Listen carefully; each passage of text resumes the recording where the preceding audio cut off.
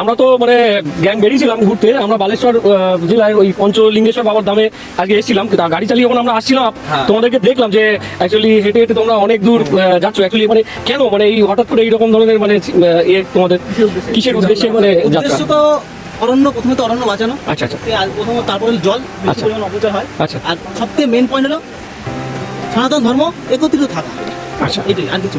আচ্ছা আচ্ছা। না তোমাদের উদ্যোগ দেখে খুবই ভালো লাগছে। তার সাথে সাথে হলো এই যে ভারতবর্ষের সমস্ত দুনিয়া যে বাতাবরণ আছে না, যেমন ধরো প্লাস্টিক, পুরা কাঁচরা, কেননা যেই পরিমাণে ব্যবহার করা হচ্ছে যার কারণে নদী নালা সব দূষিত হয়ে যাচ্ছে। এখন মিনিমাম সেই বার্তাটাকে সমগ্র বিশ্বে তোমরা প্রচার করতে চাও। মানে আচ্ছা আচ্ছা আচ্ছা, খুব ভালো। মানে এখন 70% নদী প্রায় বিশুদ্ধ হওয়ার প্রায় আচ্ছা আছে।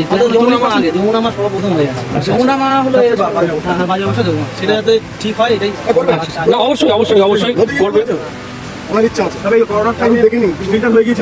না আমরাও আমাদেরও ভালো লাগলো দেখে যে এইরকম ধরনের তোমাদের মতো তরুণ প্রজন্ম এইভাবে এগিয়ে নিয়ে যাচ্ছে। এরকম চিন্তা ভাবনা নিয়ে আশা করি সকলেরই এরকম ভাবে এগিয়ে যাওয়া উচিত। তোমরা আরো অনেক বড় হও, তোমাদের যা আরো উদ্দেশ্য আছে সবকিছু সফল হোক।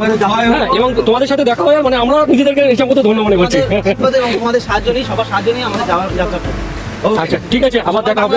ভালো থেকো, সারা ভারতবাসী ভালো থেকো। সবাই মাতা কি, ভারত মাতা কি, ভারত মাতা কি, হর হর মহাদেব।